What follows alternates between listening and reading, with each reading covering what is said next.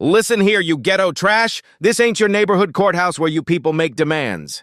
Tank Morrison's voice booms through the marble halls, his massive frame towering over the small black woman in her cheap second-hand suit. Behind him, a wall of white police officers sneer down at her like she's garbage. "Officer Morrison," Sarah's voice cuts sharp and clear. "My brother deserved justice." "Your brother?" Tank's laugh cuts like a blade. "That drug-dealing piece of trash got exactly what his kind deserves." He steps closer, his spit hitting her face as he speaks. "Maybe if welfare queens like your mama raised kids instead of criminals, we wouldn't have to clean up your messes." Tank deliberately knocks her legal papers to the floor, then grinds his boot into a photo of Marcus's dead body. "Know your place, girl. This is a white man's courtroom."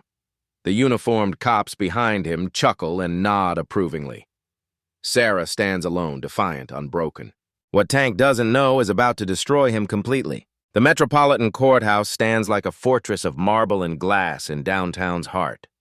News vans line the street like metal predators, their satellite dishes reaching toward storm clouds gathering overhead.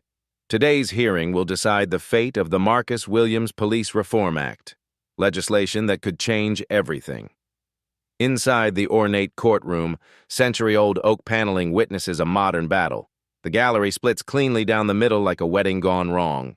On one side, police uniforms create a blue wall of solidarity. On the other hand, community activists clutch handmade signs reading "Justice for Marcus" and "Stop Police Violence."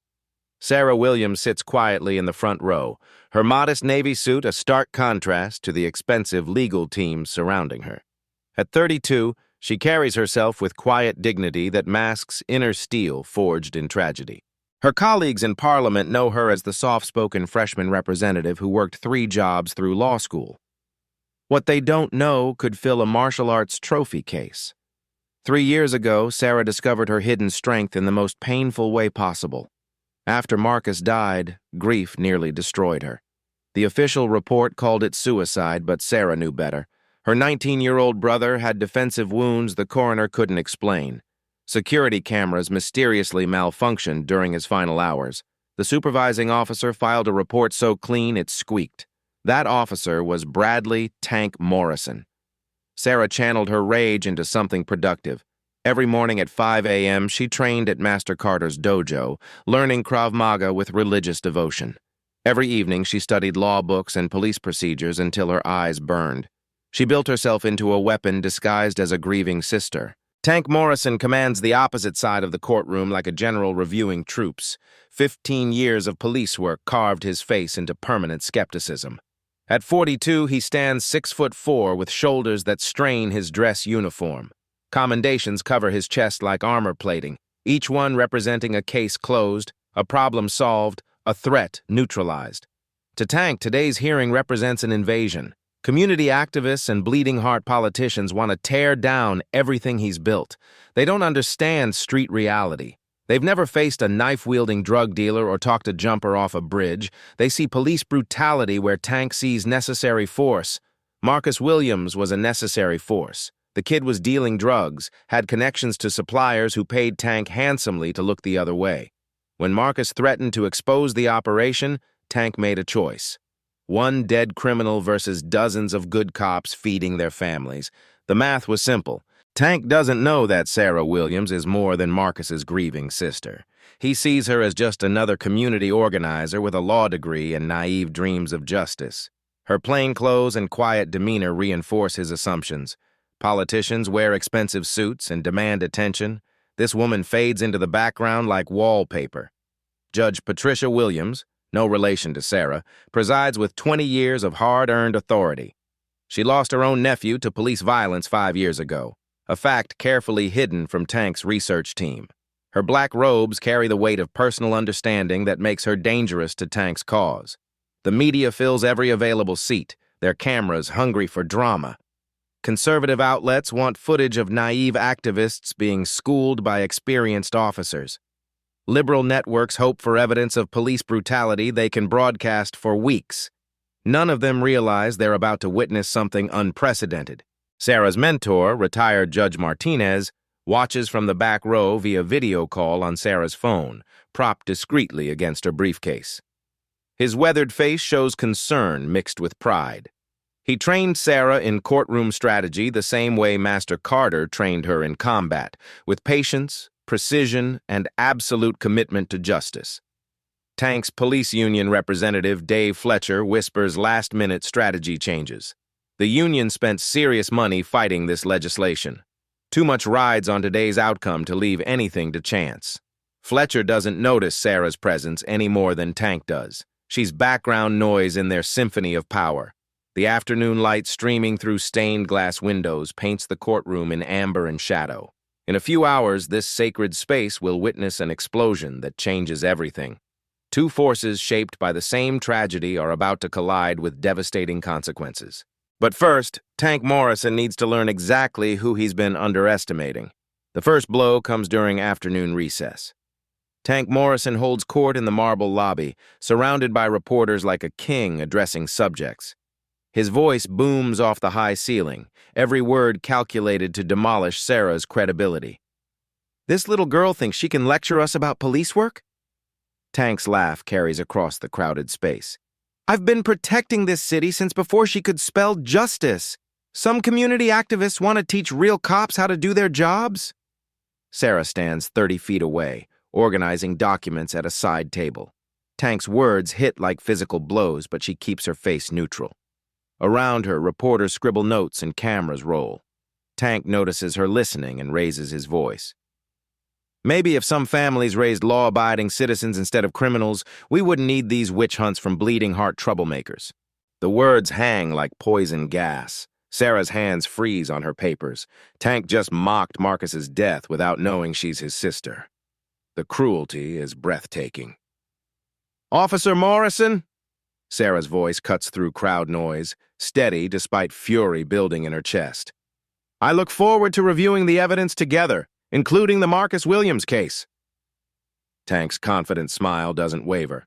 To him, she's just another activist who reads news articles and thinks she understands police work. "Sure thing, sweetheart.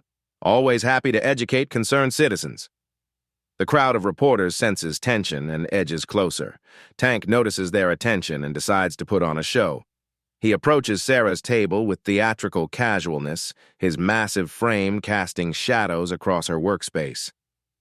"Maybe stick to paperwork you can handle," Tank says, then deliberately bumps her table. Sarah's carefully organized documents scatter across the marble floor like autumn leaves. Marcus's autopsy photos slide under nearby benches. "Clumsy me," Tank smirks, stepping on a crime scene photograph. The image shows Marcus's bruised body, and Tank's boot heel grinds across her brother's face. Sarah's hands tremble as she retrieves the damaged photo. Those watching closely see her jaw tighten, the only outward sign of volcanic rage building inside. Tank has no idea he just declared war on the wrong person. Tank Morrison's confidence grows with each passing hour. To him, Sarah Williams represents everything wrong with modern America. Soft activists who never faced real danger trying to regulate warriors who risk their lives daily. He decides to make her the poster child for naive idealism. During the next break, Tank grants an impromptu interview to Channel 7 News right outside the courtroom doors. His voice carries clearly to where Sarah sits reviewing testimony transcripts. "Look, I feel for grieving families, I really do," Tank says, his tone dripping with false sympathy. "But emotion can't drive policy. This community organizer never walked a beat, never faced a knife-wielding suspect, never made split-second decisions that saved lives. It's easy to criticize from ivory towers." The reporter nods sympathetically. "What's your response to allegations about the Marcus Williams case?" Tank's expression hardens. "Marcus Williams was a drug dealer who made violent choices, period. His sister here wants to canonize a criminal because she can't accept reality. We see this pattern constantly, families refusing to acknowledge their loved one's behavior." Sarah's pen snaps in her grip. Tank just called Marcus a violent criminal on live television, spreading lies about her dead brother to justify murder. The reporter doesn't know Tank is talking about the woman sitting 20 feet away. "Some people," Tank continues, "use tragedy to push political agendas. They organize protests, file lawsuits, create legislation based on emotion rather than facts. It's a dangerous precedent when activists can second-guess police decisions from their comfortable offices." The interview continues for 12 minutes. Tank systematically destroys Marcus's reputation while painting Sarah as a delusional sister who can't handle the truth. He describes Marcus as a habitual offender with violent tendencies, and Sarah as a community college graduate playing lawyer. When the cameras stop rolling, Tank notices Sarah's intense stare. Instead of feeling intimidated, he approaches her table with swagger. "Enjoying the show, counselor?"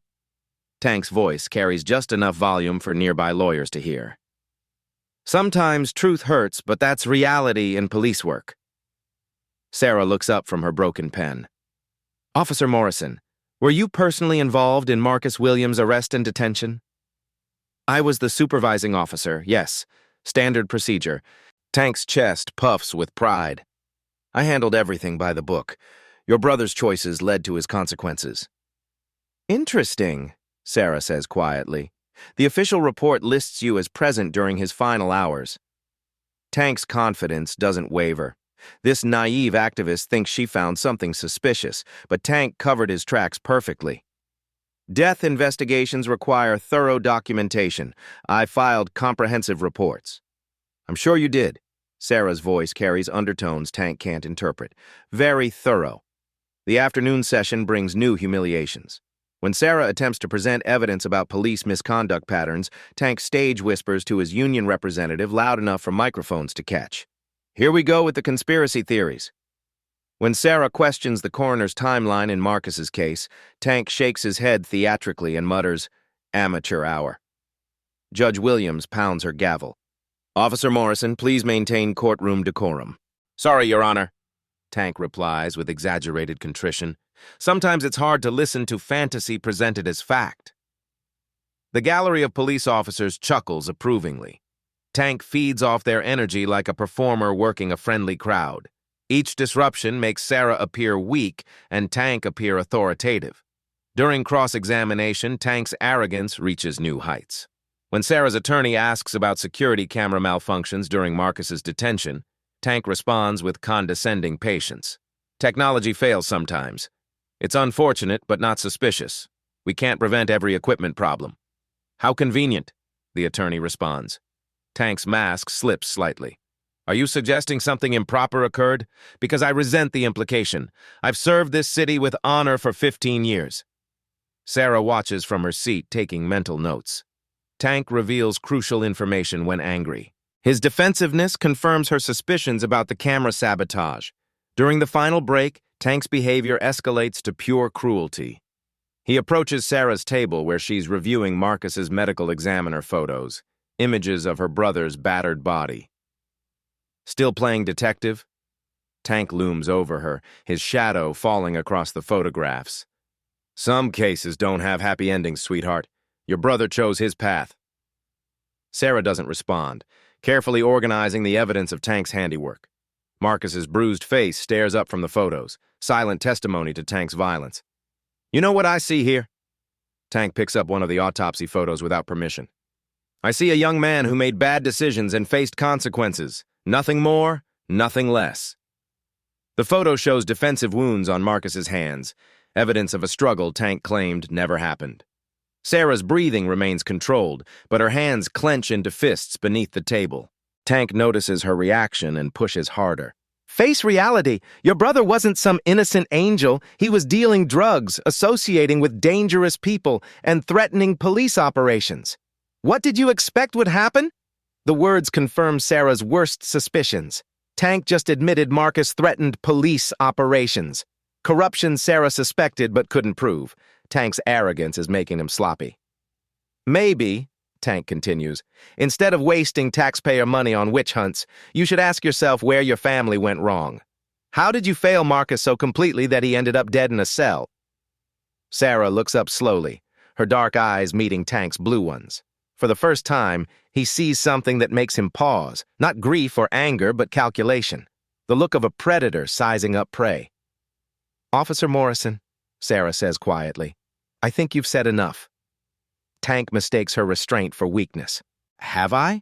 Because from where I stand, you're just another activist who can't handle the truth. Your brother was a criminal who died because criminals make dangerous choices."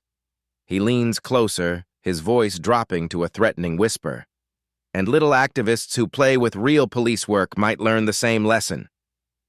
Sarah's expression doesn't change, but everyone nearby feels the temperature drop. Tank just threatened her, and the courthouse cameras caught every word. He has no idea the trap he's walking into. Sarah Williams excuses herself from the courtroom as Tank basks in applause from his supporters. The marble hallway echoes with her footsteps as she walks toward the women's restroom, her composure finally cracking. Inside the empty bathroom, Sarah grips the porcelain sink and stares at her reflection. Tank's words replay in her mind like poison. Your brother was a criminal who died because criminals make dangerous choices. Her phone buzzes. Judge Martinez's weathered face appears on the video call, concern etched in every line. Sarah, I watched the live stream. He's trying to provoke you into losing control. He threatened me, Judge, on camera. Sarah's voice trembles with controlled fury. And he just admitted Marcus threatened police operations. He's confessing without realizing it. Martinez nods slowly. Tank's arrogance is his weakness. He thinks you're just a grieving sister with a law degree. He has no idea who he's really facing. Sarah takes a deep breath, centering herself using techniques Master Carter taught her. He doesn't know I'm an MP. When I reveal that, he'll either back down or explode, Martinez finishes. Based on what I've seen, Tank Morrison doesn't back down from anyone. Sarah adjusts her posture in the mirror. For the first time today, observers would notice something different, the way she holds her shoulders, the steadiness in her stance. The grieving sister is disappearing, replaced by something far more dangerous. Time to show Tank Morrison exactly who he's been underestimating. The afternoon sun casts long shadows across the courtroom as Judge Williams calls for final statements. Tank Morrison approaches the podium with the swagger of a man who's never lost a fight. Behind him, dozens of uniformed officers sit like a blue wall of solidarity. Your Honor, Tank begins, his voice carrying the authority of 15 years in uniform. We've heard a lot of emotional appeals today. Tragic stories designed to tug heartstrings rather than address facts. He turns slightly, making sure the cameras capture his profile. But policy can't be driven by the grief of community activists who've never walked in our shoes. Sarah sits in the front row, her hands folded calmly in her lap. To everyone watching, she appears to be just another concerned citizen listening to testimony. Tank's eyes sweep past her dismissively. The Marcus Williams case represents everything wrong with this misguided legislation, Tank continues, his confidence growing with each word. A young man made criminal choices, faced consequences, and now his family wants to blame the police for their own failures. Murmurs ripple through the gallery. Some nod in agreement, others shift uncomfortably. Tank feeds off the mixed reaction like a politician working a crowd. I supervised Marcus Williams' detention personally. Everything was handled by protocol. The investigation was thorough, professional, and conclusive. Suicide by hanging, a tragic end to a criminal life. Sarah's jaw tightens almost imperceptibly. Tank just lied under oath about Marcus's death, claiming suicide when he knows he committed murder. Tank's voice rises with righteous indignation. But instead of accepting the painful truth, we have community organizers playing detective. People with no law enforcement training, no understanding of street realities, trying to second-guess split-second decisions made by trained professionals. He pauses dramatically, letting his words sink in. Your Honor, I've dedicated my life to protecting this city. I've faced knife-wielding suspects, talked jumpers off bridges, cleaned up after drug dealers like Marcus Williams. I won't apologize for doing my job. The police officers behind him nod approvingly. Tank basks in their support, his chest swelling with pride. This legislation isn't about reform, it's about revenge. It's about activists who can't handle reality trying to criminalize police work. Well, I have news for them. Tank's voice hardens as he stares directly at Sarah. Real police work isn't pretty. It's not politically correct. Sometimes criminals die because criminals make dangerous choices. That's not police brutality. That's justice. Sarah stands slowly, her movement deliberate and controlled. The courtroom falls silent as she walks toward the podium. Tank watches her approach with amusement, thinking she's about to make some emotional plea about her community concerns. Your Honor, Sarah's voice cuts through the silence like a blade. I'd like to respond to Officer Morrison's statements. Judge Williams nods. You may approach. Sarah stops 3 feet from Tank, looking up at his towering frame. He smirks down at her, confident in his physical and institutional superiority. "Officer Morrison," Sarah says clearly, her voice carrying to every corner of the courtroom, "you've spent considerable time today dismissing community activists and family members seeking justice." Tank's smirk widens. "Just stating facts, ma'am." "I appreciate your dedication to facts," Sarah continues, her tone remaining perfectly professional. "So let me share one with you." The courtroom holds its breath. Something in Sarah's tone suggests this moment matters more than anyone realizes. Sarah looks directly into Tank's eyes. "I am Member of Parliament Sarah Williams, Chairwoman of the Police Oversight Committee, and Marcus Williams was my brother." The words hit the courtroom like a physical explosion. Tank's face drains of color as the full weight of his situation crashes down on him. He spent hours publicly insulting, threatening, and humiliating a sitting member of parliament on live television. The police officers behind him look horrified. Union Representative Dave Fletcher's mouth falls open. Reporters frantically scribble notes as cameras capture Tank's shock. Tank's voice cracks like a teenager's. "You're an MP?"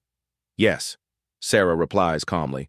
"And for the record, I graduated summa cum laude from Harvard Law School, not community college. I've walked plenty of beats during my community organizing days, and Marcus Williams was murdered in your custody." Tank's shock transforms into rage. His humiliation in front of his peers, combined with the realization that he's been outmaneuvered by someone he considered beneath him, ignites something primal and dangerous. "I don't care if you're the Queen of England!" Tank's voice booms across the courtroom. "Your drug-dealing brother got exactly what criminals deserve." The gallery erupts. Judge Williams pounds her gavel repeatedly. "Order! Order in my courtroom!" But the Tank has lost all control. 3 years of successfully covering up Marcus's murder, combined with the shock of discovering Sarah's true identity, breaks something fundamental in his psyche. "You think your fancy title protects you?" Tank advances on Sarah, his massive frame towering over her small figure. "You're still just another activist bitch who—" Tank's hand moves in a vicious backhand aimed at Sarah's face. The slap echoes through the silent courtroom like a gunshot, the sound captured perfectly by dozens of recording devices. Sarah's head snaps to the side from the impact, but she doesn't fall. Instead, she absorbs the blow and moves with deadly precision honed by 3 years of grief-fueled training. Time slows to syrup as Sarah sidesteps Tank's follow-up grab. Her right hand shoots out in a perfect palm strike to his solar plexus, driving every molecule of air from his lungs. As Tank doubles over, gasping, Sarah's elbow comes down in a controlled strike to the back of his neck. Tank Morrison, all 6'4" and 240 pounds of him, drops like a felled tree. His head strikes the marble floor with a sickening crack that echoes through the stunned courtroom. The entire sequence takes exactly 3.2 seconds. Sarah stands over Tank's unconscious form, her breathing controlled and steady. Blood trickles from her split lip where his slap connected, but her expression remains calm. "Self-defense," she states clearly for the record, her voice carrying to every microphone in the room. "And I am a member of parliament." The courtroom explodes into chaos. Police officers surge forward, stopped by bailiffs. Reporters shout questions while cameras capture everything. Judge Williams pounds her gavel uselessly as Tank's unconscious form sprawls across the courthouse floor. Within minutes, cell phone footage floods social media. #MPF Fights Back begins trending as the world watches a member of parliament knock out the cop who killed her brother. Tank Morrison finally learned who he was really dealing with. The courthouse steps erupt into chaos as news crews broadcast Sarah's takedown of Tank Morrison to the world. Within an hour, #MPF Fights Back trends globally while Tank recovers in the hospital with a concussion and wounded pride. Police Union President Dave Fletcher calls an emergency press conference that evening. Standing before a wall of blue uniforms, his face red with indignation, he delivers a scathing condemnation. "Today we witnessed an unconscionable abuse of power," Fletcher declares. "A sitting member of parliament used her martial arts training to assault a decorated police officer in a court of law. This wasn't self-defense. This was a calculated attack by someone who concealed her identity and training to entrap Officer Morrison." The assembled officers nod grimly as Fletcher continues his carefully crafted narrative. Sarah Williams deliberately hid her MP status, allowing Officer Morrison to treat her as he would any other activist. She manipulated the situation to provoke a response, then used lethal force against an unsuspecting officer. Conservative media outlets seize the story immediately. Headlines scream across television screens, MP's secret weapon. Did Sarah Williams plan the attack? And when politicians go rogue, the Sarah Williams scandal. By morning, Tank appears on 3 major news programs, sporting a neck brace and speaking in carefully modulated tones of injured dignity. I had no idea she was an MP, Tank tells sympathetic hosts. She presented herself as a community activist. If I'd known her true position, I would never have engaged so directly. She used her concealed identity to manipulate me into a confrontation. Tank's performance is masterful. He portrays himself as a working-class cop, blindsided by a deceptive politician. I've spent 15 years protecting this community. I don't deserve to be ambushed by someone hiding behind false pretenses. The narrative gains traction across social media. #TankWasTrapped competes with #MPFightsBack as public opinion fractures along predictable lines.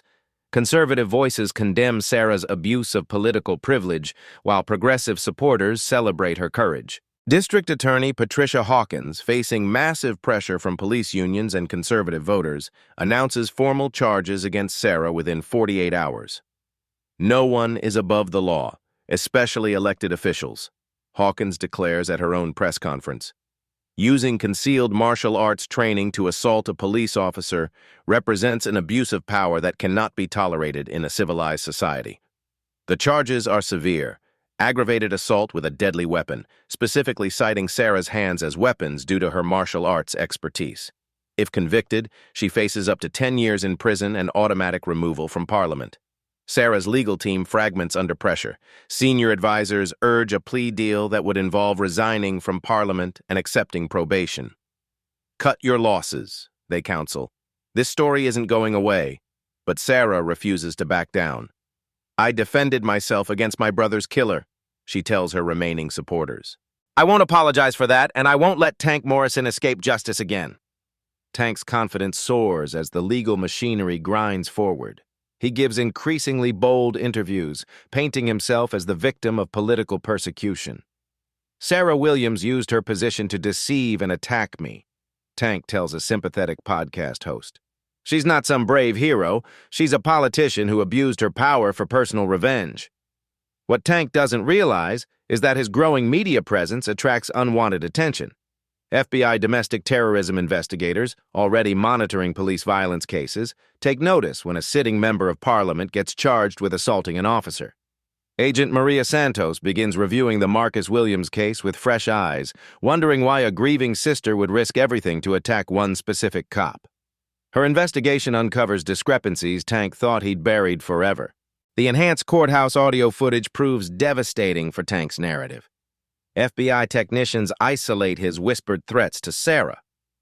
Little activists who play with real police work might learn the same lesson. Even worse, they capture his admission about Marcus. Your brother threatened police operations. What did you expect would happen? Sarah's defense team, led by civil rights attorney Michael Carter, uses Tank's own words against him. Officer Morrison admitted Marcus Williams threatened to expose police corruption, Carter argues in pretrial motions. This suggests Marcus wasn't killed during a routine arrest. He was murdered to protect criminal activity. Tank's lawyers scramble to explain their client's statements. Officer Morrison was speaking hypothetically about criminal behavior patterns, they claim. His words were taken out of context by hostile investigators. But the damage spreads beyond Tank's credibility. Federal prosecutors announced they're reopening the Marcus Williams case based on new evidence suggesting federal civil rights violations. Tank's union support begins wavering as the federal investigation expands. Other officers worry about their own exposure if Tank's corruption network unravels. Union President Fletcher privately advises Tank to consider a plea deal. The feds are serious this time, Fletcher warns. Your assault case is bringing attention we can't control. Tank refuses to back down. I've covered my tracks perfectly. Sarah Williams attacked me, period. The feds will find nothing because there's nothing to find. His arrogance blinds him to the growing evidence mountain. Federal investigators traced Tank's financial records, finding unexplained deposits totaling $50,000 in the months before Marcus's death. Phone records show communications with known drug dealers Marcus was preparing to expose. Sarah watches the investigation unfold from her Parliament office, suspended from committee duties pending trial.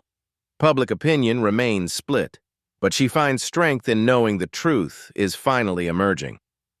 Her mentor, Judge Martinez, visits weekly, offering support and strategic advice. Tank's pride will be his downfall, Martinez predicts. He can't resist defending himself publicly, and every interview gives prosecutors more ammunition. The breakthrough comes when federal agents interview Marcus's former cellmate, Rico Vasquez, now in protective custody. Rico reveals that Marcus had documented Tank's corruption network extensively, hiding evidence in a location only Sarah would recognize. Marcus said if anything happened to him, his sister would know where to look, Rico tells investigators. He was scared of that big cop and said the guy had killed people before.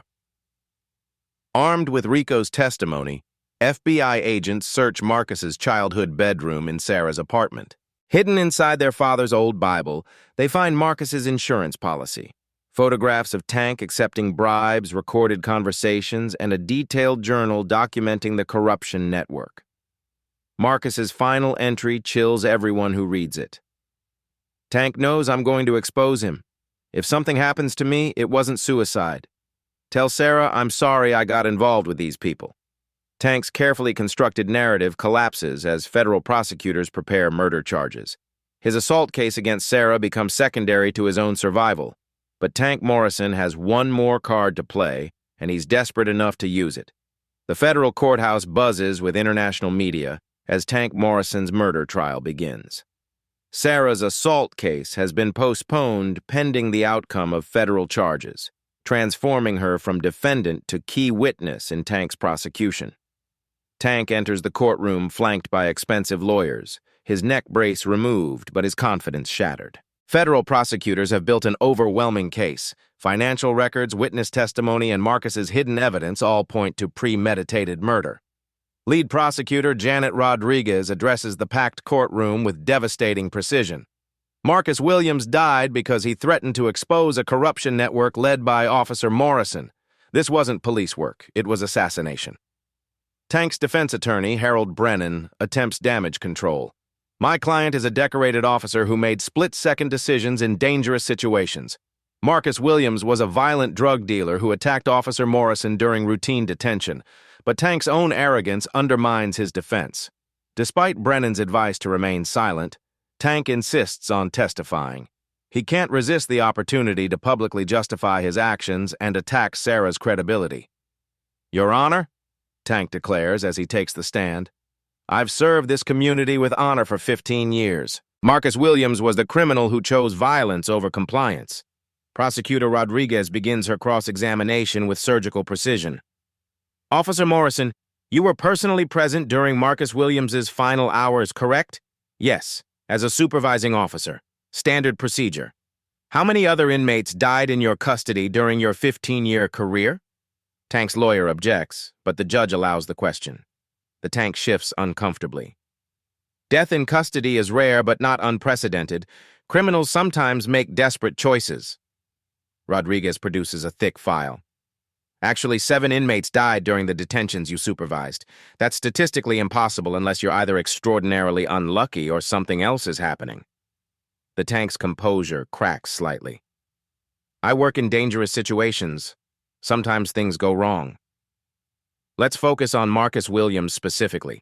You testified that security cameras malfunctioned during his detention. How convenient was that timing?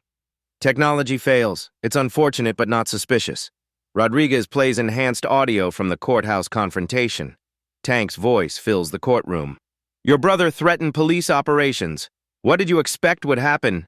Tank's face goes pale as his own words condemn him. I was speaking hypothetically about criminal behavior patterns. Were you? Because this sounds like specific knowledge of Marcus Williams's activities. What operations did he threaten, Officer Morrison? Tank realizes his mistake too late.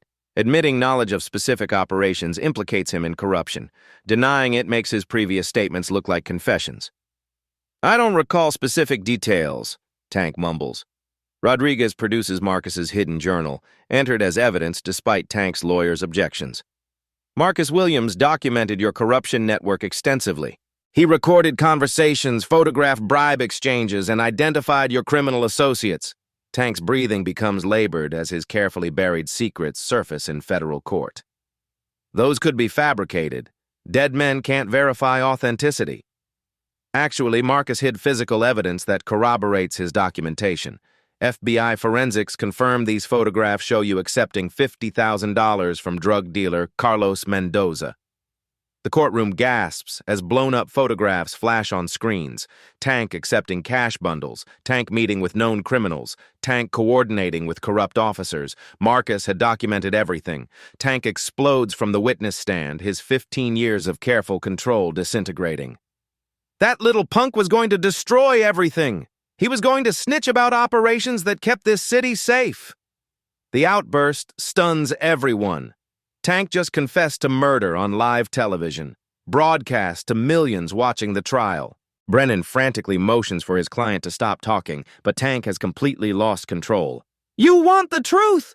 Tank screams at the prosecutor. "Marcus Williams was a dead man the moment he threatened my network. I built something important, keeping real criminals off the streets while cleaning up their money. One dead snitch versus hundreds of lives saved." Judge Thompson pounds his gavel repeatedly. "Mr. Morrison, you need to—" "I protected this city for 15 years. Tank continues his manic confession. "I made hard choices that weak people couldn't understand. Sarah Williams set me up because she couldn't handle the reality about her criminal brother." Brennan physically tries to restrain his client, but Tank shoves him away. "Marcus got what traitors get, and that bitch MP manipulated me into attacking her so she could play victim." The courtroom erupts as Tank's complete psychological breakdown plays out on international television. His confession to murdering Marcus, combined with his continued threats against Sarah, destroys any remaining sympathy. Rodriguez watches calmly as Tank destroys himself. "Officer Morrison, are you confessing to murdering Marcus Williams?" Tank's wild eyes focus on her with manic intensity. "I'm confessing to protecting my city from criminals and politicians who don't understand necessary work. Did you strangle Marcus Williams with your bare hands?" "I neutralized a threat to law enforcement operations." The admission hangs in the air like a death sentence. Tank has just confessed to first-degree murder before millions of witnesses. His lawyers slump in defeat while prosecutors exchange satisfied glances. Judge Thompson calls for recess as bailiffs approach Tank, who continues ranting about justified killings and political conspiracies. His breakdown is complete in public, broadcast live to a horrified nation. Sarah watches from the gallery, finally hearing Tank admit to murdering Marcus. 3 years of investigation, grief, and martial arts training led to this moment. Her brother's killer just confessed in open court. During recess, Tank's remaining supporters abandon him. Police union officials distance themselves from his unstable behavior, while conservative media outlets quietly retract their support. FBI agent Santos interviews Sarah during the break. "Miss Williams, we're prepared to recommend dropping all charges against you. Officer Morrison's confession makes your assault case irrelevant." Sarah nods, but her expression remains grim. Justice for Marcus isn't just about Tank going to prison. It's about preventing this from happening to other families.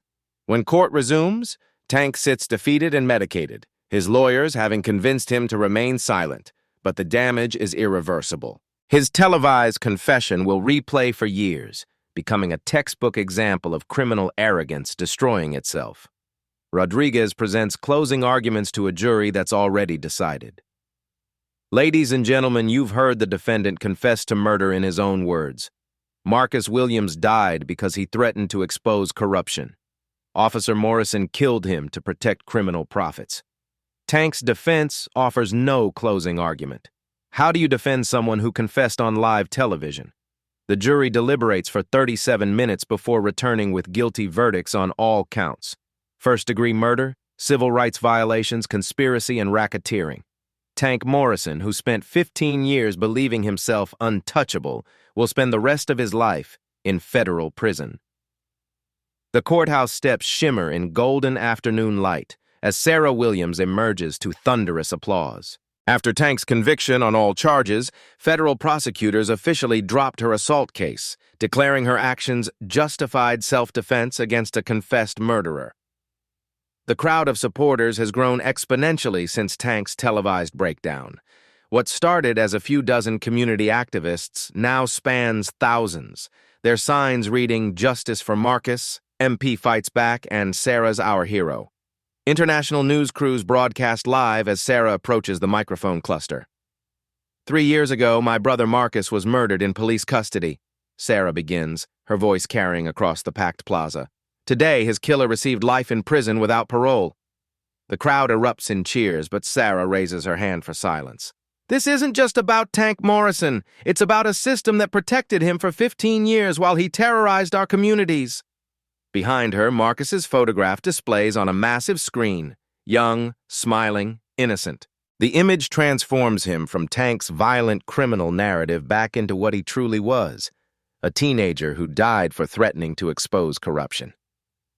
Marcus Williams was 19 years old when Tank Morrison strangled him to death, Sarah continues, her voice steady despite tears streaming down her face. He died because he chose courage over cowardice, justice over profit. Federal Judge Thompson's sentencing echoed in every news broadcast that morning. Bradley Morrison, you have been found guilty of first-degree murder, civil rights violations, and racketeering. You will serve life imprisonment without possibility of parole. Tank had sat silent during sentencing, his arrogance finally broken. The man who terrorized Sarah for hours in that courtroom now looked like a frightened child facing consequences for the first time in his adult life. Sarah's political transformation proves equally dramatic. Her willingness to physically defend herself while maintaining moral authority reshapes her effectiveness in Parliament. Colleagues who once dismissed her as a quiet freshman now seek her guidance on justice reform.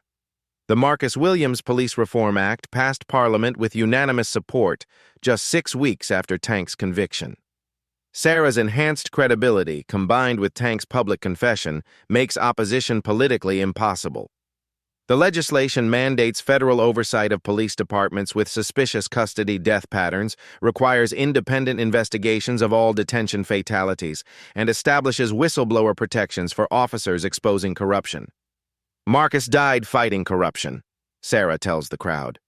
Today, his death saves other families from experiencing our pain. Tank's conviction triggers federal investigations in 12 other cities where his corruption network operated. 47 additional officers faced charges ranging from bribery to accessory to murder. The ripple effects spread far beyond one courthouse in one city. Sarah's office displays letters from families across the nation. Mothers thanking her for showing them that fighting back is possible. Fathers inspired to seek justice for their own murdered children. Siblings finding strength in her example. The viral video of Sarah's 3.2-second takedown of Tank accumulates over 200 million views across platforms. Martial arts schools report massive enrollment increases, particularly among women and marginalized communities. #Defend Yourself becomes a global movement. Tank's former police union quietly establishes a victim compensation fund using his seized assets. The $2.3 million recovered from his corruption network provides counseling and legal support for families affected by police violence. Sarah visits Marcus's grave every Sunday, bringing updates on the legislation bearing his name. 47 cops arrested this month because of you, she whispers to his headstone. You're still fighting corruption, baby brother. The media circus gradually fades, but Sarah's transformation endures. She speaks at law enforcement academies about ethical policing, addresses international human rights conferences about systematic reform, and mentors young politicians facing intimidation. Her memoir, Fighting Back When Justice Requires Courage, becomes an international bestseller. Proceeds fund self-defense training for low-income communities and legal aid for families battling police misconduct. Tank's former supporters distance themselves completely. Police departments nationwide implement de-escalation training partially inspired by avoiding another Tank Morrison incident. The viral courthouse video becomes required viewing in police academies as an example of how prejudice and arrogance destroy careers. Sarah finds personal happiness too. She remarries a fellow parliamentarian who shares her passion for justice reform. They adopt two foster children whose biological parents died in police custody, giving them the stable home Marcus never had. On the third anniversary of Tank's conviction, Sarah addresses the National Police Reform Conference. "Justice isn't just about punishing wrongdoers," she concludes her keynote speech. "It's about transforming systems so future Marcus Williams can live full lives." The standing ovation lasts 7 minutes. In the audience, dozens of families touched by police violence find hope in Sarah's example. Marcus Williams's death, through his sister's courage, becomes a catalyst for protecting thousands of future victims. Tank Morrison destroyed himself trying to silence one grieving sister. Instead, he created a movement that will outlive them all. 2 years after Tank Morrison began serving life imprisonment, Sarah Williams stands in her Parliament office, surrounded by evidence of transformation. The walls display framed photographs from police reform graduations, letters from grateful families, and a prominent portrait of Marcus smiling in his high school cap and gown. The Marcus Williams Police Reform Act has exceeded every expectation. Federal oversight prevented 23 documented custody deaths in its first 18 months. 156 officers faced accountability measures they would have escaped under the old system. Sarah's desk holds thank you letters that arrive daily. Maria Santos from Phoenix writes, "Your courage inspired me to report corruption in my local department. 3 officers were arrested last month." James Carter from Seattle adds, "My son is alive because officers now wear body cameras during all detentions." The global impact spreads beyond American borders. The Sarah Williams model influences police reform in 12 countries. Her combination of political authority and personal courage creates a template for effective advocacy that politicians worldwide study. Tank Morrison remains in ADX Florence, the federal supermax prison. Prison reports describe him as a broken man who spends days in solitary confinement, all arrogance stripped away by life imprisonment reality. His former corruption network faces ongoing prosecutions. Federal investigations uncovered evidence linking Tank's operation to 17 murders spanning 8 years. The man who called Marcus a violent criminal was actually a criminal organization leader. Sarah's martial arts journey continues with Master Carter, who now teaches self-defense classes funded by her Victim Advocacy Foundation. Enrollment exploded after the viral courthouse video, with particular interest from women in politics and activism. The statistics paint a remarkable transformation picture. Self-defense class enrollment increased 340% among women in public service. Police complaint resolution improved 89% in departments under federal oversight. Social media engagement with police reform content rose 450%. Sarah's political evolution continues as she chairs the International Police Accountability Commission. Her office coordinates reform efforts across continents, sharing successful strategies and supporting advocates facing intimidation. Her personal life flourished alongside her public mission. Marriage to fellow MP David Kim brought stability and partnership. Their adopted children, Emma and Carlos, both lost parents to police violence, finding healing in a family that understands trauma and triumph. Marcus's Memorial Foundation operates community centers in 38 cities, providing free legal aid, counseling services, and self-defense training. Over 50,000 people received assistance in the program's first 2 years. Sarah visits Marcus's grave monthly, bringing updates on lives saved by legislation bearing his name. 12 more families got justice this month because you were brave enough to document Tank's crimes, she whispers to his headstone. The viral courthouse video remains the most watched police accountability footage in internet history. Frame-by-frame analysis is taught in law schools, martial arts academies, and conflict resolution programs as a masterclass in proportional self-defense. Sarah's story proves that standing up to bullies works, whether facing corrupt cops or systemic injustice. Her example shows that real power comes from courage, not titles, and sometimes peaceful people must be prepared to fight. Justice for Marcus became justice for everyone, and it started with one sister who refused to let her brother's killer walk free. Sarah Williams proved that sometimes the only way to honor the dead is to fight like hell for the living. This story shows us that power isn't about position, it's about courage. Sarah was a member of Parliament, but she was also a sister who refused to be intimidated by her brother's killer. Have you ever faced someone who thought they could silence you? Have you ever stood up to a bully who underestimated your strength? Share your story in the comments below. Your courage might inspire the next person to fight back. If this story moved you, hit that subscribe button and ring the notification bell. Stories of justice and transformation need to be heard by everyone who's ever felt powerless against institutional corruption. Remember, you don't need a black belt to stand up for what's right, but having one doesn't hurt. Most importantly, never let anyone convince you that seeking justice makes you the problem. What would you have done in Sarah's position? Let us know in the comments and share this with someone who needs to remember that bullies can be defeated, no matter how big they are.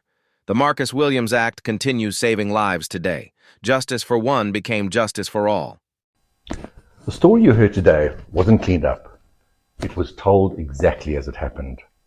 At Black Voices Uncut, we believe that's the only way truth can live. If you felt something, hit like, comment, and your reaction, and subscribe. Every week, we bring you voices that refuse to be silenced.